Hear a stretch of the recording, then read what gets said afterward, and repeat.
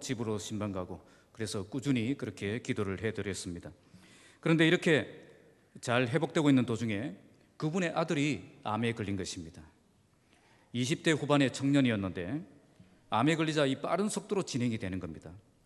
당시 청년부 목사님이 지난번에 우리 여전도의 헌신 예배 때 오셨던 그 광려교회 그 김명재 목사님이십니다. 저는 담당 교구였고 그분은 또 청년부 담당이었고, 그래서 둘이 함께 고신대로 계속 이렇게 신방을 했던 것이 기억이 납니다. 문제는 암이 너무 늦게 발견되어서 별로 손을 써보지도 못하고 천국으로 가고 만 것입니다.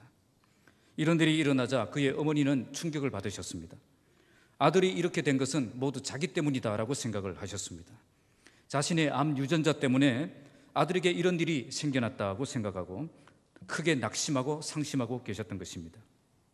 그래서 우리는 이분이 절망하지 않도록 계속 찾아가서 신방을 했던 것이 기억납니다. 그때 그분이 꿈을 꾼 것입니다. 아들이 천국에서 너무 행복하게 살고 있는 그 꿈을 꾼 것입니다. 그러면서 그 아들이 엄마에게 나는 지금 천국에서 잘 지내고 있으니 엄마는 걱정하지 말고 그렇게 믿음으로 잘 사시라고 그렇게 이야기를 했다는 겁니다. 그런데 그때 잠깐 위로를 받는 듯 하시더니 또 자기 때문에 아들이 죽었다라고 괴로워하시면서 절망의 시간들을 또 보내시는 겁니다. 아들이 없는 세상 더 이상 살고 싶지 않다 그렇게 생각을 하시고요. 남편분이 옆에서 그렇게 내가 있는데 왜 그렇게 생각을 하느냐고 권면을 해도 듣지 않으시고 계속 슬픔에 잠겨서 살아가셨습니다. 결국 그 집사님도 그 아들이 천국으로 간 지 한 달 만에 천국으로 가셨습니다. 참된 부활신앙이 없으니 죽음 앞에서 이렇게 굴복하는 그런 모습을 보여준 것입니다. 참된 부활신앙이 없으면 이처럼 슬픔과 눈물에 사로잡혀 살아갈 수밖에 없습니다. 부활을 믿는 믿음이 없다면 죽음의 권세 앞에 굴복하는 삶을 살 수밖에 없다는 것입니다. 우리가 믿는 믿음이 무엇입니까? 바로 부활의 주님을 믿는 믿음입니다. 부활의 주님을 믿는다는 것은 우리가 죽어도 다시 산다는 것입니다. 그것을 믿는 겁니다. 십자가에 죽으셨지만 하나님의 능력으로 죽음의 권세를 이기시고 다시 살아나신 예수 그리스도를 믿는 믿음이 바로 우리가 가진 믿음이라는 것입니다. 오늘 우리에게 이런 믿음이 없으면 어떻게 되겠습니까? 오늘 말씀이 그것을 잘 보여줍니다. 오늘 본문에 주님이 부활하셨는데 제자들은 여전히 슬픔과 눈물에 사로잡혀 살고 있습니다. 주님이 부활하셨다는 그 소식을 듣고도 여전히 그들은 부활을 믿지 않고 절망과 실망 속에 살아가고 있습니다. 이런 제자들을 우리 주님은 그냥 내버려 두지 않으셨습니다. 그들을 만나주시고 꾸짖으시고 설득하셔서 부활의 주님을 믿는 부활의 증인이 되게 하셨던 것입니다. 오늘 말씀을 통해서 부활의 믿음을 온전히 회복하여 부활의 능력을 경험하고 부활의 증인으로 세워지는 시간 되시기를 주님의 이름으로 축복합니다. 자, 부활을 믿지 않으면 첫 번째, 여전히 슬퍼하는 사람들이 됩니다. 9절 함께 읽겠습니다. 예수께서 안식 후 첫날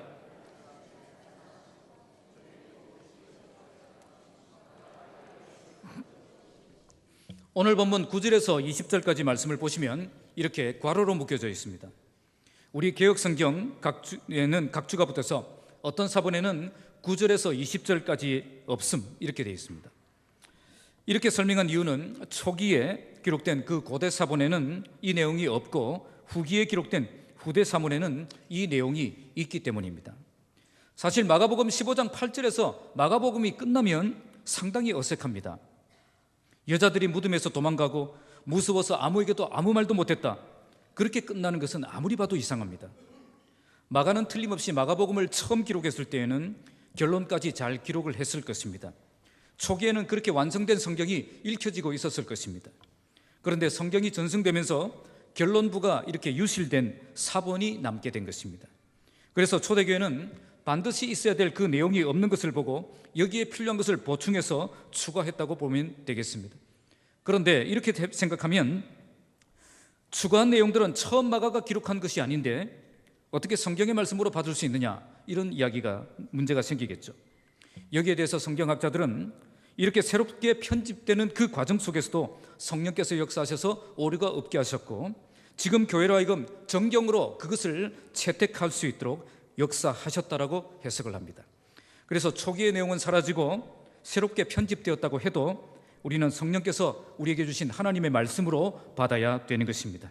자, 이제 본문을 보시면 예수께서 안식 후 첫날 이른 아침에 살아나신 후에 먼저 막달라 마리아에게 보이셨다고 말씀합니다. 안식 후 첫날 이른 아침에 우리 주님은 분명히 살아나셨습니다. 주님이 다시 살아나셔서 부활의 시대가 시작된 것입니다. 이제는 죽음의 안식일 시대가 끝났고 생명의 부활 시대가 온 것입니다. 이때 주님은 어떤 일부터 하셨습니까? 막달라 마리아를 만나 주셨습니다. 성경은 먼저라는 이 표현을 통해서 부활의 주님이 가장 먼저 하신 일이 막달라 마리아를 만나 주신 일임을 강조하고 있습니다. 우리 주님이 왜 부활하신 후에 그것도 이른 아침에 가장 먼저 막달라 마리아를 만나 주셨겠습니까? 그것은 막달라 마리아가 가장 먼저 주님을 만나러 갔기 때문입니다. 다른 사람들은 뭘 하고 있었습니까? 10절에 보니까 그들은 슬퍼하며 울고 있었습니다. 다른 사람들은 슬퍼하며 울고 있을 때 막달라 마리아는 주님을 만나러 간 것입니다. 물론 부활의 주님을 만나러 간 것이 아니라 죽은 예수를 만나러 간 것입니다. 어쨌든 다른 사람들은 주님의 죽음 앞에 절망하고 포기하고 있을 때에 그녀는 죽은 주님이라도 만나러 갔다는 겁니다. 그녀는 죽은 예수라도 사랑했던 것입니다. 죽은 예수라도 포기할 수 없었던 것입니다. 이처럼 주님을 향한 극진한 사랑이 가장 먼저 부활의 주님을 만나는 행운을 얻게 했던 것입니다. 그러면 그녀는 왜 이처럼 주님을 향한 사랑이 남달랐습니까? 본문에서 그것을 설명해 주고 있습니다. 그녀는 본래 7 귀신이 들려서 비참하게 살아가던 여인이었습니다. 7이라는 말은 완전수를 말하는데 귀신으로부터 정신적으로 신체적으로 엄청난 그런 고통을 당하고 있었다는 것을 보여주고 있습니다. 그런데 이렇게 큰 고통 가운데 살던 그녀가 주님을 만난 것입니다. 주님을 만남으로 귀신이 쫓겨나가고 온전한 정신이 돌아오고 참된 인생을 회복하게 된 것입니다. 7 귀신이라면 인간이 만날 수 있는 최악의 상황입니다. 이런 최악의 상황에 있는 사람이라도 주님을 만나면 모든 것이 변하고 새로운 삶이 시작된다는 것을 보여주는 것입니다. 막달라 마리아는 이런 주님을 만난 것입니다. 이런 놀라운 은혜를 경험한 뒤에 그녀는 누구보다도 주님의 은혜를 깊이 깨달았고 그래서 고침을 받은 후에 주님의 제자가 되어 누구보다 헌신적으로 주님을 따르는 삶을 살았던 것입니다. 큰 은혜를 받았기에 큰 사랑으로 주님을 향해 나아가는 삶을 살았던 것입니다. 이처럼 주님을 향해 큰 사랑을 가지고 나아가는 자가 주님을 깊이 만나는 축복을 누리게 되는 것입니다. 나를 사랑하는 자들이 나의 사랑을 입으며 나를 간절히 찾는 자가 나를 만날 것이니라. 막달라 마리아는 주님을 사랑했고 주님을 간절히 찾았기에 남들보다 더 빨리 부활의 주님을 목격할 수 있었던 것입니다.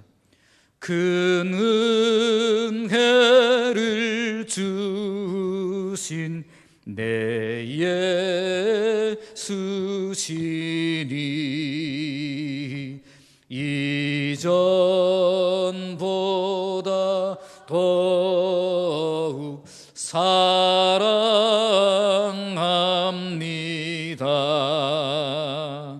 할렐루야. 우리 모두 주님의 큰 은혜를 경험하여서 주님을 크게 사랑하는 믿음의 사람들이 되시기 바랍니다. 주님을 뜨겁게 사랑하며 주님께 온전한 경배를 드리며 나아갈 때에 주님을 가장 깊이 경험하며 분명하게 만나는 그런 참된 예배자가 될 것입니다. 더욱 깊은 갈망으로 주님을 찾는 그런 참된 예배자가 되시기 바랍니다. 10절 말씀 함께 읽겠습니다. 마리아가 가서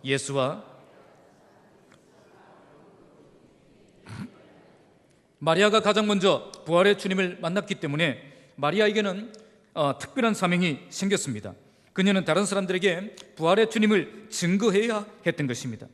이처럼 특별한 은혜와 특별한 경험은 특별한 사명과 직결됩니다. 우리가 특별한 은혜를 받았다면 특별한 사명을 깨닫고 특별한 사명에 뛰어드는 삶을 살아야 한다는 것을 보여주는 것입니다. 마리아는 누구에게 달려갔습니까? 본문에 보시면 예수와 함께 하던 사람들입니다. 과거형입니다. 지금 예수와 함께 있는 사람들이 아닙니다. 과거에 예수와 함께 하던 사람들입니다. 하지만 그들은 지금 슬퍼하며 울고 있습니다. 왜 울고 있습니까?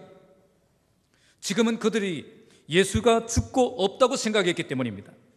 게다가 그들은 자신의 스승이 곤욕을 치르고 있을 때에 아무것도 할 수 없었습니다. 그들은 비급하게 도망가야 했고 무기력하게 지켜보고 있어야만 했습니다. 십자가 죽음 앞에 그들은 비급했고 무기력했고 나약했던 것입니다. 지도자를 잃은 슬픔과 자신에 대한 그 실망감이 더욱 큰 슬픔을 만든 것입니다. 그러나 지금은 어떤 때입니까? 안식 후 첫날이 되었습니다. 슬픔과 절망의 안식일이 끝나고 이젠 기쁨과 소망이 넘치는 부활의 시대가 된 것입니다. 이제는 슬퍼하며 울 때가 아니라 기뻐하며 찬송할 때가 된 것입니다. 그러나 그들은 지금 이런 시대가 온 줄도 모르고 계속 슬퍼하며 울고 있습니다. 바로 이것이 부활을 믿지 않는 사람들의 특징입니다. 이전에 그들도 예수님을 만난 사람들이었고 예수님의 은혜를 경험한 사람들이었고 예수님의 능력을 경험했던 사람들입니다. 그러나 지금은 죽은 예수만 생각하고 있습니다. 더 이상 살아 역사하시는 예수님은 기대하지도 믿지도 않는 그런 사람이 된 것입니다. 지금도 그런 분들이 많이 있습니다. 과거에는 큰 믿음으로 많은 일들을 감당하며 행복하게 사역하며 신앙생활을 했지만 지금은 그 믿음 다 사라지고 걱정과 근심과 탄식 속에 그렇게 살아가는 분들이 있다는 것입니다. 과거에는 주님을 분명히 신뢰하며 그렇게 강력한 믿음으로 살았지만 지금은 주님을 아무리 믿으려고 해도 믿어지지도 않고 또 믿지도 않는 그런 상태에 있는 것입니다. 그리고 자신에게는 계속 실망스러운 문제만 발견되어집니다. 여전히 연약하고 여전히 실패하고 여전히 무너지는 그 자신의 모습에 실망하는 것입니다. 과거에는 성령 충만하여 능력 있는 사역도 감당하고 큰 일도 감당하며 그렇게 살았지만 지금은 작은 일에도 상처를 받고 무너지고 깨어지는 그런 실망스러운 그 모습을 발견하는 것입니다. 그래서 교회 생활이 행복하지 않습니다. 하나님을 믿고 사는 것이 별로 재미가 없습니다. 하지만 과거에 분명히 경험했던 그 경험이 있기 때문에 쉽게 하나님을 떠나지도 못합니다.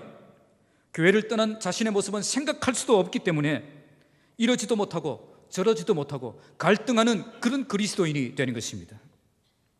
부활의 주님을 만나러 간 마리아가 가장 먼저 찾아간 사람이 바로 이런 사람들이었습니다.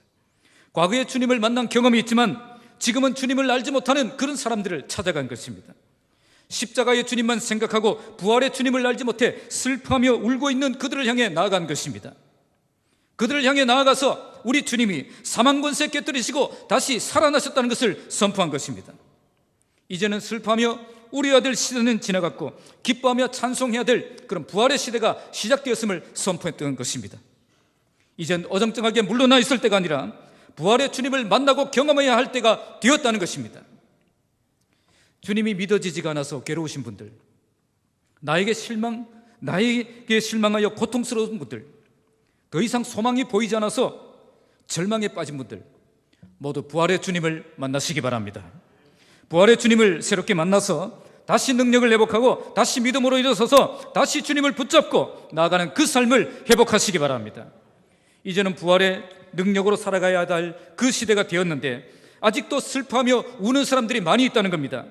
십자가에 죽은 예수만 있다면 우리는 얼마든지 울며 살아야 됩니다. 그러나 다시 살아나신 예수께서 부활의 능력으로 우리와 함께하고 계시는데 아직도 슬퍼하며 아직도 울고 있으면 안 된다는 것입니다. 여러분 이제 일어나시기 바랍니다. 아무리 괴로워도 아무리 고통스러워도 아무리 절망스러워도 다시 일어나시기 바랍니다. 우리 주님이 새 힘을 주실 것입니다. 죽음의 권세를 이기신 그 부활의 주님이 부활의 능력으로 우리를 붙드시고 다시 일어나게 하실 것을 믿고 오늘도 힘차게 믿음으로 살아가시는 저와 여러분 되시기를 주님의 이름으로 축복합니다. 자, 두 번째는 부활의 신앙이 없으면 여전히 믿지 않는 사람들이 되어집니다. 자, 11절 함께 읽겠습니다. 시작. 그들은 예수께서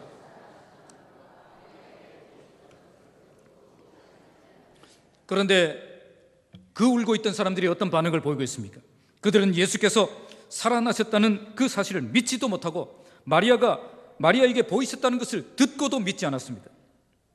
그러니까 그들은 너무 깊은 절망에 사로잡힌 나머지 부활의 소식을 듣고도 믿지 못하는 그런 사람이 된 것입니다. 지금 그들은 듣고도 믿지 못하는 상태에 있었다는 겁니다. 그들은 당연히 부활의 소식을 기다리고 있어야 했습니다. 예수님이 십자가 지시기 전에 부활에 대해서 계속 강조하셨기 때문입니다. 마가복음 9장 31절에 인자가 사람들의 손에 넘겨져 죽임을 당하고 죽은 지 3일 만에 다시 살아나리라 말씀하셨습니다. 마가복음 10장 34절에 그들은 능욕하며 침뱉으며 채찍질하고 죽일 것이나 그는 3일 만에 살아나리라 분명히 말씀하셨습니다. 이렇게 주님이 다시 살아나실 것을 말씀하셨다면 그들은 당연히 부활의 소식을 기대하고 있어야 했고 기다리고 있어야 했던 것입니다. 그러나 그들은 전혀 기대하지도 않았고 기다리지도 않았습니다. 도리어 그들은 안 된다는 절망감에 사로잡혀 있었습니다. 그런 일은 절대 있을 수 없다는 그런 부정적인 생각에 사로잡혀 있었던 것입니다. 그래서 부활의 소식이 들려왔을 때 허탄한 듯 믿지 않았고, 도마 같은 경우는 내가 눈으로 보지 않고 손으로 찔러보지 않고는 믿지 않겠다, 그렇게 반박하기도 했던 것입니다. 자, 12절 함께 읽겠습니다. 그 후에 그들 중 두 사람이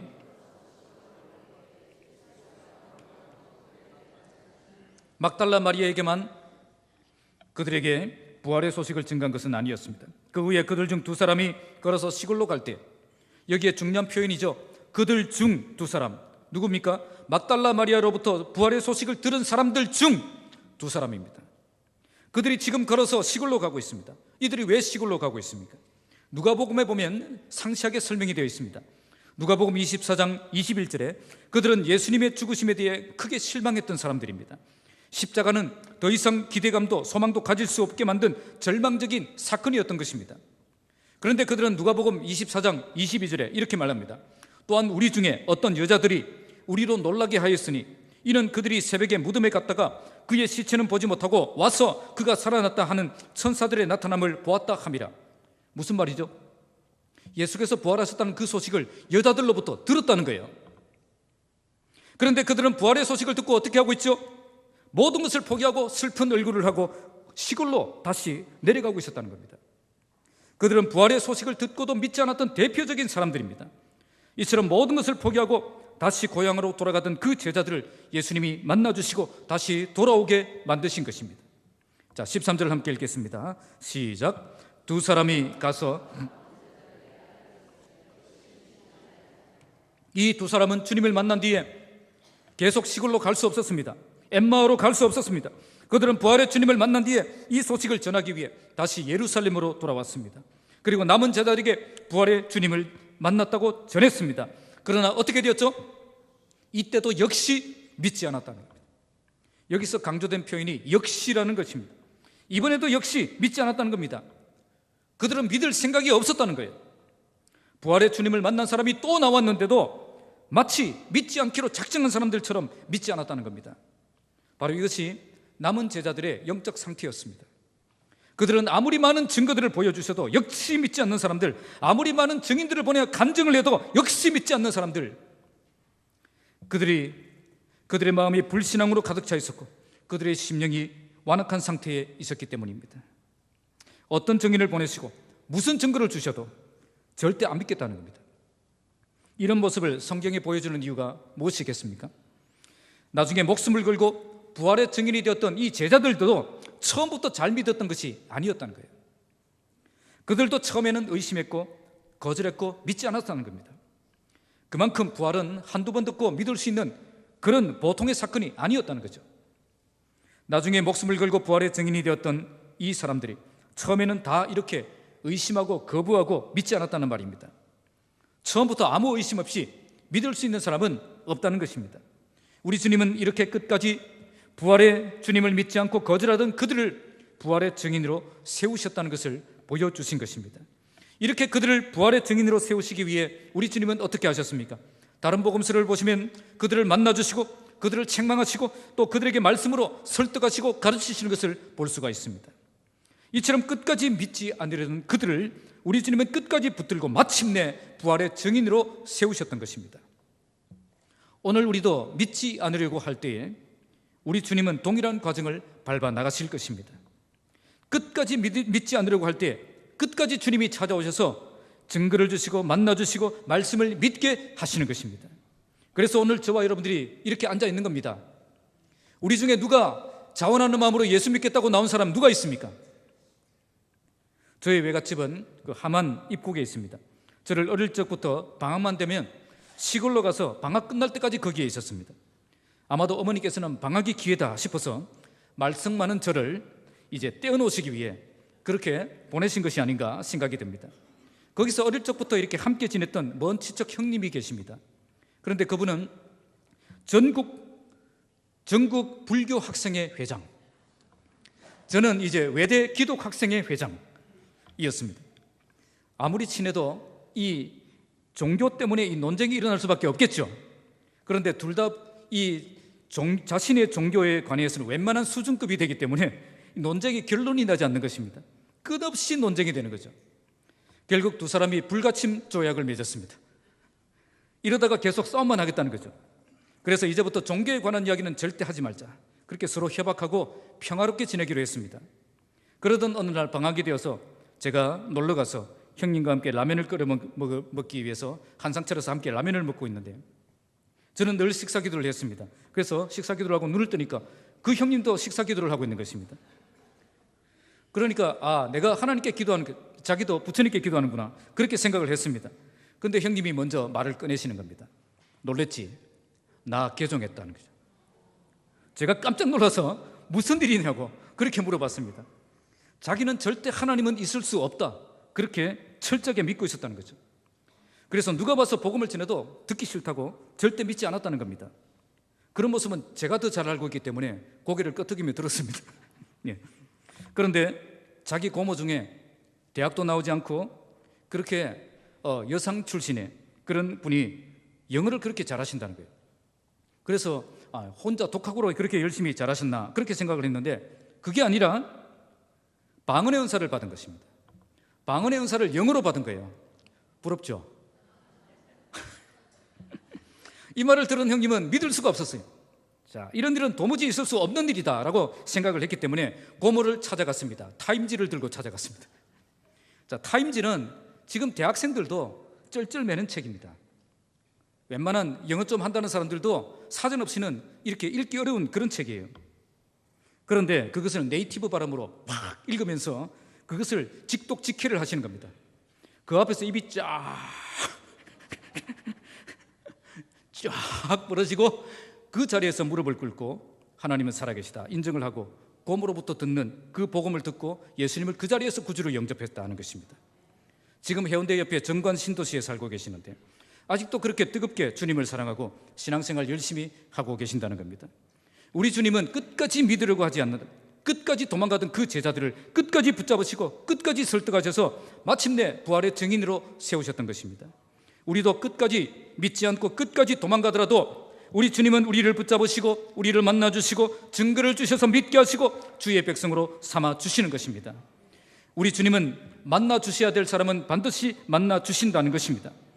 주님을 사랑해서 가장 먼저 찾아갔던 마리아도 만나주시고, 주님께 실망하고 모든 것을 포기하고 고향으로 돌아가던 그 두 제자도 만나주시고, 슬퍼하며 울고 있던 다른 제자들도 만나주셔서 만나야 될 사람은 만나주신다는 것을 우리에게 보여주시고 계신 것입니다. 오늘 우리 교회가 이런 주님과의 만남이 풍성한 교회가 되길 바랍니다. 끝까지 거절하고 끝까지 도망가고 끝까지 불신하던 그 사람들이 주님을 만나 큰 믿음의 용사로 변화되는 역사가 충만하게 일어나길 바랍니다. 어떤 사람이든지 주님을 분명하게 만나면 분명한 변화가 있게 되고 놀라운 일꾼으로 세워지게 되어 있습니다. 제자들도 처음부터 믿음이 강한 제자들이 아니었습니다. 그들도 의심하던 연약한 인간에 불과했습니다.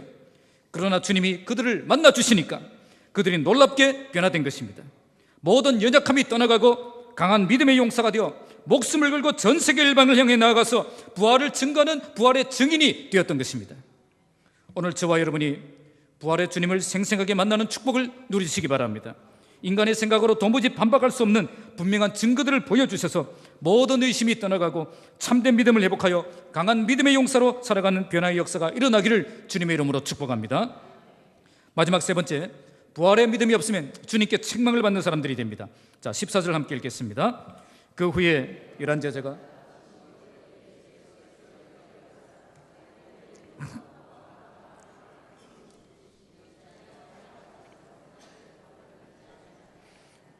11제자가 음식 먹을 때라고 말씀합니다.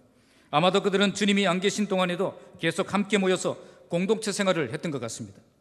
그런데 그때 예수께서 그들에게 나타나셨다고 말씀합니다. 왜 나타났을까요? 제자들이 안 믿었기 때문입니다. 듣고 안 믿으니까 나타나셔서 확인을 시켜주시는 겁니다. 제자들이 얼마나 반가웠겠습니까? 죽은 줄로만 알았던 예수께서 이렇게 살아서 만나주시니까 얼마나 기뻤겠습니까? 그런데 우리 주님은 그들을 반갑게 맞아주지 않으셨습니다. 도리어 그들을 꾸짖으시고 야단을 치고 계십니다. 왜 이렇게 하고 계십니까? 이는 자기가 살아난 것을 본 자들의 말을 믿지 아니함이라. 마리아가 부활의 주님을 만나고 전에도 믿지 않고 두 제자가 길에서 주님을 만나고 전에도 믿지 않는 모습을 보시고 주님이 분노하고 계시는 겁니다. 주님을 직접 만난 증인들을 두 번이나 보내었음에도 불구하고 믿지 않았기 때문입니다. 말씀을 듣고 믿지 않을 때 우리 주님이 가장 싫어하신다는 것을 알 수 있습니다. 왜 주님은 듣고 믿지 않는 사람들을 가장 싫어하시겠습니까? 그것은 그들에게 믿음이 없고 마음이 완악하기 때문입니다. 믿음이 없다는 말은 믿음이 아예 없다는 뜻이 아니라 믿음이 약해서 어정쩡한 믿음을 가지고 있다는 겁니다. 마음이 완악하다는 말은 처음부터 믿을 생각을 안 가지기 때문에 끝까지 받아들이지 않는 그런 태도를 말합니다. 가장 근본적인 원인은 믿음이 없기 때문입니다. 그들은 믿음이 약해진 상태에 있었다는 거죠. 아무것도 받아들이고 싶지 않은 그런 상태에 있었다는 겁니다. 그들은 완전히 믿지 않은 것이 아니라 부족한 믿음을 가지고 있었습니다. 십자가를 지신 주님은 믿고 있었지만 부활하신 주님은 믿을 수가 없는 그런 믿음이었다는 거죠. 이런 믿음으로는 아무것도 할 수 없습니다. 구원도 받을 수 없고 능력도 행할 수 없고 참된 증인으로 살아갈 수도 없습니다. 이런 믿음을 가지고 있는 한 제자들의 마음은 계속 완악해질 것이고 하나님의 어떤 역사도 받아들이기 힘든 고약한 그런 제자들이 될 것이기 때문입니다. 그래서 꾸짖으신 것입니다. 믿음이 없는 사람은 주님을 기쁘시게 할 수 없습니다. 그들이 아무리 주님 때문에 슬퍼하고 3일 동안 눈물로 지내서도 우리 주님이 그것 때문에 감동받지 않으십니다. 그들이 주님을 사랑하며 슬피 우는 것을 보시고 고맙게 생각하시고 잘했다 그렇게 칭찬하지 않으신다는 거예요. 도리어 그들이 부족한 믿음을 가지고 부활의 소식을 거절하고 있는 모습을 보시고 책망하셨습니다. 아무리 착한 삶을 살고 정직한 삶을 살고 감동적인 삶을 살았어도 믿음이 없으면 주님에게는 아무것도 아닌 것입니다. 믿음이 없다면 절대 주님을 기쁘시게 할 수 없다는 겁니다. 그런데 어떤 믿음이죠? 듣고 믿는 믿음입니다. 따라하겠습니다. 듣고 믿는 믿음. 제자들은 주님이 전에 하셨던 말씀도 믿지 않고 있었고 부활의 주님을 만난 간증도 믿지 않았습니다. 그러니까 그들은 말씀도 믿지 않았고 간증도 믿지 않았던 겁니다. 간증을 들을 때 어떻게 그런 일이 일어나겠느냐 그렇게 생각하고 끝까지 받아들이지 않았다는 겁니다. 오늘도 이 제자들처럼 살아가는 사람들이 있습니다. 전혀 믿지 않는 것은 아닙니다. 그런데 완전히 믿지는 않습니다. 말씀이 지금도 살아 역사하시는 말씀이라는 사실을 철저하게 믿지 못하는 겁니다. 그래서 이런 말씀의 능력을 경험하는 그 간증들을 들으면 그런 일은 있을 수 없다라고 안 받아들이는 겁니다. 이런 사람들이 잘 쓰는 표현이 숙명론적인 그런 신앙입니다. 안 되는 일은 그냥 안 되는 일로 받자는 거죠. 믿는다고 되지 않는다는 겁니다. 기도한다고 바뀌는 일은 없다는 거죠. 도리어 현실을 받아들이지 못하고 자꾸 하나님께 떼를 쓰는 건 잘못된 신앙이고 잘못된 믿음이다 그렇게 비난하기도 합니다. 그런데 정말 그렇습니까? 우리가 믿는 주님이 십자가에 매달려 꼼짝도 못하시는 그런 주님이십니까? 우리가 지금 그런 주님을 믿고 있는 거예요? 우리가 믿는 주님이 무덤에 갇혀서 더 이상 아무것도 할 수 없는 그런 무능한 그런 주님을 믿고 있는 것입니까? 바로 이들이 그런 주님만 생각하고 있었다는 겁니다. 다른 예수는 있을 수 없다라고 생각했던 것입니다. 그런 생각에 아주 깊이 박혀 있었기 때문에 막달라 마리아나 엠마오로 가던 두 제자의 증거를 받아들일 수 없었던 것입니다. 자기들이 생각할 때는 그런 일은 있을 수 없는 일이기 때문입니다. 아니, 있어서는 안 될 일이었는지도 모릅니다. 왜냐하면 그 일이 일어나면 자신의 그 모든 신념들 완전히 뒤흔들어야 되기 때문입니다. 우리가 다른 것은 좀 부족해도 큰 믿음을 갖고 있으면 주님이 기뻐하십니다. 소경 바디메오는 주님에 대한 소문을 들었습니다. 주님에게 큰 능력이 있다는 것을 믿었습니다. 그래서 주님이 지나가신다고 할 때 그는 큰 소리로 외쳤습니다. 다시는 기회가 없을 것처럼, 지금 주님을 만나지 않으면 안 될 것처럼 절박한 심정으로 주님을 찾았던 것입니다. 이렇게 하니까 어떤 일이 일어났습니까? 마가복음 10장 48절에 보니까 많은 사람들이 그를 시끄럽다고 꾸짖었습니다. 하지만 그는 조금도 굴복하지 않고 더 크게 소리를 지르며 다윗의 자손이여 나를 불쌍히 여기소서 이렇게 외쳤던 것입니다. 다른 사람들이 조금도 그를 잠잠하게 만들 수 없었다는 겁니다. 왜 그랬습니까? 믿음이 있었기 때문입니다. 지금 내가 주님 만나면 내가 당면한 이 문제 해결되고 내 인생 바뀐다는 그 믿음이 있었다는 겁니다. 그때 주님은 뭐라고 그에게 말씀하십니까? 마가복음 10장 52절에 가라, 내 믿음이 너를 구원하였느니라. 그때부터 바디메오는 문제는 해결되고 새로운 인생을 시작하게 된 것입니다. 지금 제자들에게 이런 믿음이 없었다는 거예요. 막달라 마리아가 간증을 할 때 아마 그들은 짜증이 좀 났을 거예요.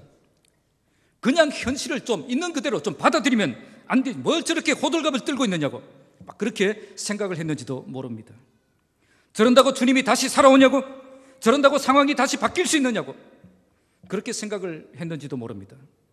제자들은 주님을 사랑하고 존경하는 마음은 있었지만 지금 부활하셔서 나를 새롭게 만나 주실 것이라는 그 믿음은 없었던 것입니다. 그런 상태에 있었기 때문에 중간 정도라도 했느냐? 아닙니다. 아예 부활의 역사나 기적의 역사는 받아들일 수 없는 그런 완악한 그런 마음의 상태가 된 것입니다. 그때 그 제자들은 부활의 주님을 믿지 못했습니다. 그런데 오늘 우리 중에도 부활의 주님이 함께 하시는 것을 믿지 못하는 분들이 계십니다. 우리 주님은 절대 십자가에 매달려 꼼짝도 못하시고 무덤에 갇혀 무능하게 계신 분도 아니신데 그런 주님으로만 생각하고 믿는 분들이 있다는 것입니다. 그래서 기도하지 않습니다. 의지하지 않습니다. 내 문제를 주께 맡기지 않는 것입니다. 주변에서 기도하고 기적을 경험했다고 말하면 그런 일은 있을 수 없다고 반박합니다. 도리어 그런 신앙은 기복적인 신앙이고 주님을 제대로 믿는 것이 아니라고 그렇게 꾸중하기도 합니다. 그런데 정말 그렇습니까? 우리가 믿는 주님이 지금은 아무것도 도와주실 수 없는 그런 무능한 예수님이십니까?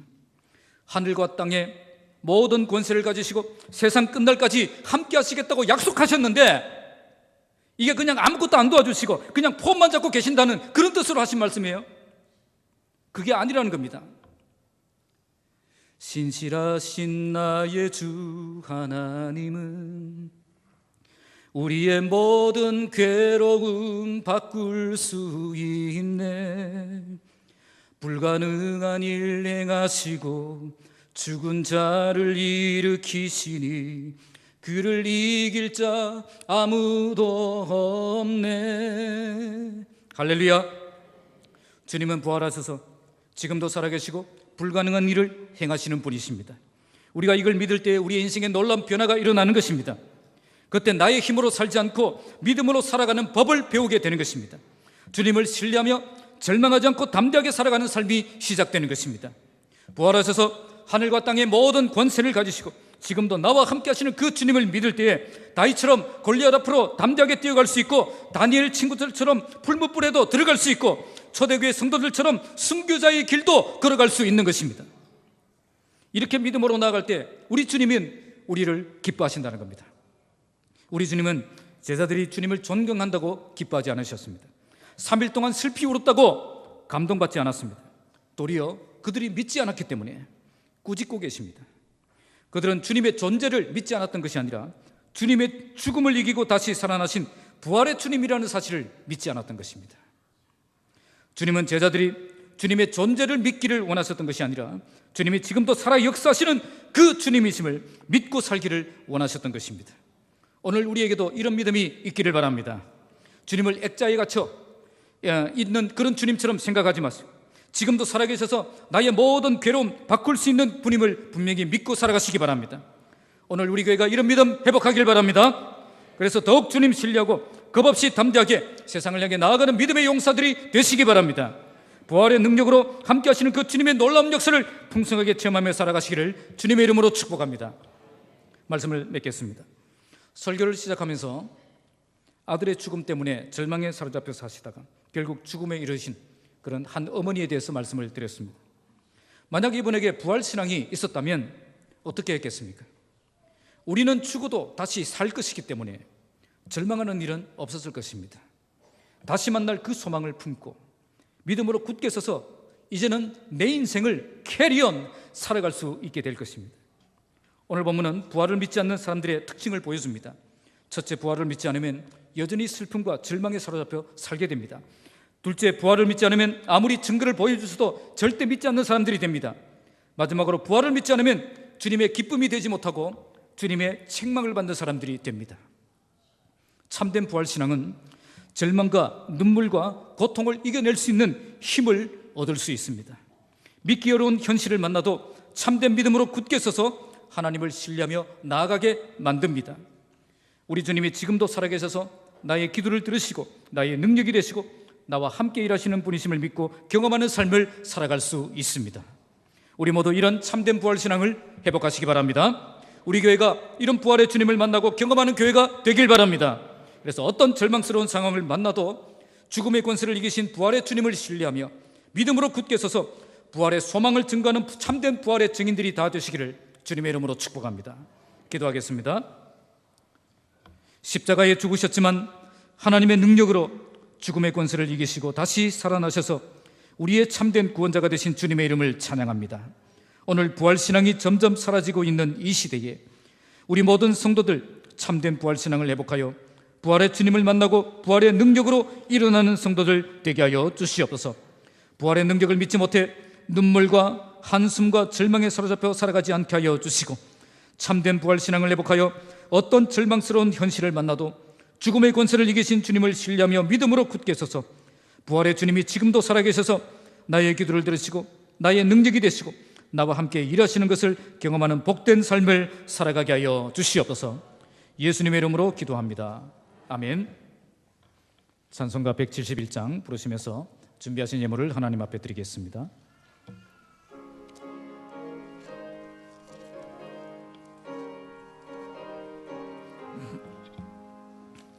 하나님의